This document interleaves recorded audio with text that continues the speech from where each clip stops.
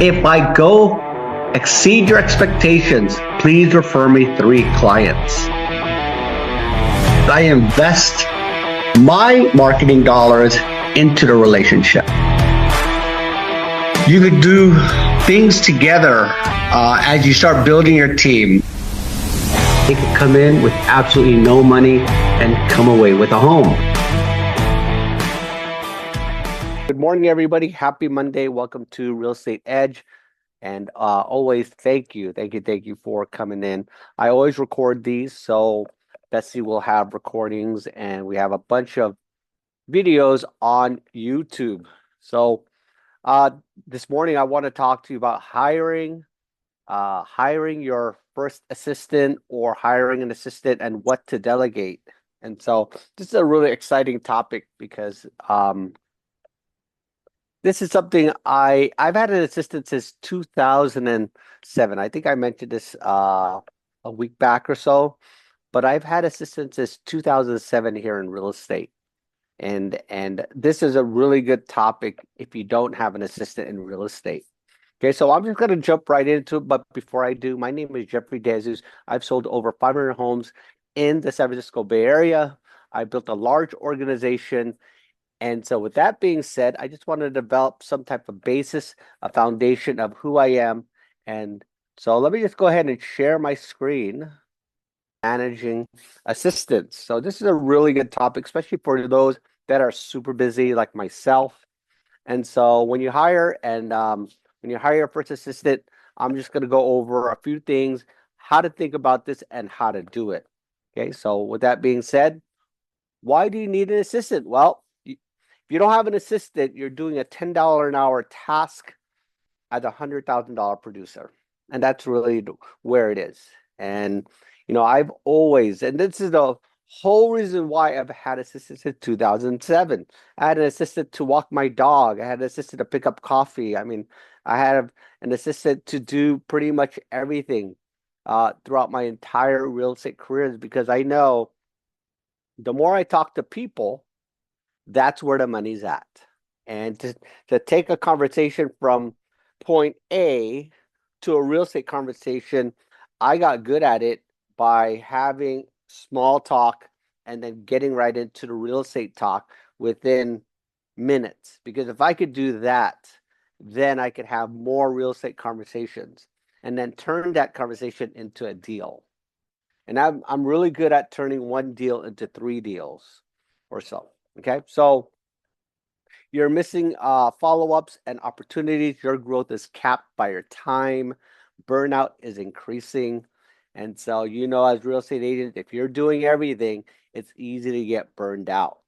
So your first hire unlocks scalability. Signs it's time to hire an assistant. Well, you're consistently busy. Okay? Leads are slipping through the cracks. And admins take up to 30 to 50% of your day. So, whether you're dealing with paperwork or doing MLS searches, doing analysis, these types of things, making a newsletter, those take a lot of time of your real estate day. And you should be focused on green time. I always talk about this lead generation. That's just talking to people. You could afford at least a part-time help. I mean, if you're real estate, you got to be at least making 100,000, and if you're not, then you're definitely doing something wrong. If it's repeatable, it's delegatable. Okay? The ROI mindset: don't think cost, think leverage. One assistant equals more deals closed. And that's really the reality, right? I mean, if you do the math of like what an assistant costs versus throughout an entire year, what they did for you, the numbers are so imbalanced. You have to have an assistant. Focus on dollar producing activities, lead generation, client conversion, negotiations. That's your focus as a real estate agent, real estate professional. First hire options. Well, you could go with the virtual assistant, which is cost effective and very flexible. Your transaction coordinator could be done on a per deal basis. Showing assistant, if you work with a lot of buyer leads, then you could have a showing assistant, and you could share that deal. So get your virtual assistant to create buyer leads, and then with those leads, bring it over to an assistant. You deal mainly on the negotiation and finding sellers and getting those listings. Best first hire for most agents is a virtual assistant. And if you all don't know, my wife owns a virtual assistant company, so talk with her, or I could direct you to our manager and they'll get you an amazing virtual assistant. Okay, what to delegate first? Well, start with low skill, then high time tasks like data entry, CRM. My daily assistant works on my CRM regularly, if not daily. Lead tagging and organization. This is just basically where they are prioritizing which calls you should be doing for you and organizing the data. Appointment scheduling, email and text follow-ups, social media postings. I mean, I hired a part-time team to handle my social media. I have probably, I don't know, 10 social media platforms. So, they're on there posting and helping me with it. And of course, all the stuff you see on social media, that's their work. And it's pretty nice, right? Listing input and paperwork prep. I mean, I have my assistant doing daily property profile research for me. Then she would either text it and email it to me, because that's like, if a client asks how much is my property, that's what they do. I have them find the property profile, which your title company should give it to your title officer, give you access to a platform where you could pull up data. Excuse me. And then your assistant could get it, and then it'll have the owner's name, when they bought the property, sales comparables, etc., to help you have a good conversation with your client. And my assistant does that at least on a daily basis. I do all the figure out how much the property value is. I don't let the assistant do that, because that's really where I need to know exactly how to have the conversation and explain to them how much the value of their home is. Okay, what not to delegate? Okay, here we go. Negotiations, pricing strategy. I just talked about that. Client relationship building. I sort of talked about that. They don't do the client building. That's your job. High level decision making. Delegate tasks, not responsibilities, at least in the beginning. The 4 levels of delegation: do exactly as I say, research and report, recommend and act, own the outcome. Move your assistant up over time. Give them more responsibility, and my assistant, if you haven't met her, Betsy, she's pretty high level. She comprehends, she understands, and she works at a very high level and is very, she's amazing. And I'm very blessed to have her. And we can help you find that. Like I said, my wife owns a virtual assistant company, and depending on your style and how you like things done, well, the virtual assistant could help you on things you need to get done. And they're not just bound to real estate. They could do bookkeeping. They could do other tasks that you need, because a lot of us own multiple businesses, right? And so I actually have assistants doing multiple things for agents that has nothing to do with real estate. So how to train effectively? Well, you can record those videos for every task. You could create simple SOPs. Okay, so those are just the step-by-step guides. Use checklist, repeat and refine, repeat and refine these SOPs. Train once, use forever.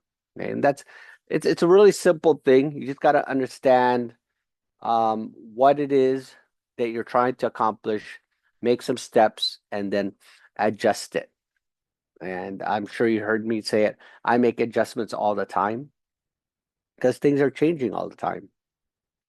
Systems you need. Well, some of the systems that I use is and that helps me is CRM, which is the database that we use. We also have Go High Level. Task management, communication. I like to use text and Messenger, and other ones that we use Slack as well, and WhatsApp for our clients that are outside of the area. File storage like Google Drive. So daily management structure, daily check-ins. I check in with my assistant multiple times a day, but mainly in the morning. And she has certain tasks she has to do, and then I add in multiple things. I mean, she does my CRM, my newsletter, lead gen, AI. I mean, you name it, she does it. She helps the agents that need help, orders business cards, makes signs, does some graphics. I have a graphics team that does that, but I'm just giving you an idea of like what my assistants do because it frees up a lot of time. I'm not sure if you know, I go fishing at least twice a week. And because I have assistants, it gives me the ability to have that freedom. And then on the weekends, I spend it with my family if I don't have any appointments to go to. Okay, so you just gotta really understand what it is they're doing and review. Um, every Monday I have my meetings with them. After this particular trading, I'll be having a meeting with my staff. We're going to be going over last week's and this week's and what the agenda is for the following days. And that's clear KPI. This is how you keep track of them and how you keep up with your staff. KPIs for assistants, response time to leads, number of follow-ups sent, CRM cleanness, and then task completion rate. This is just sort of how you keep track of them. Okay. Common mistakes to avoid: hiring too late, no clear job description, poor training, micromanaging, or no management. So this is where, before you hire an assistant, you just have to know why people fail with an assistant. And I think one of the most common is the no clear job description. That's what makes it tough.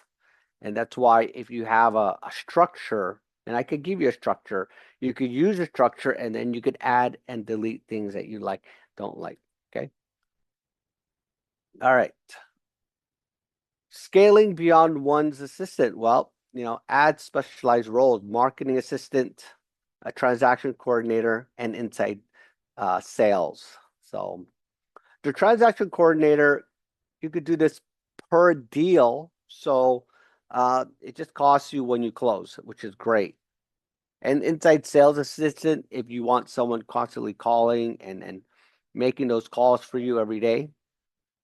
And a marketing assistant, posting, managing platforms, etc. And then you could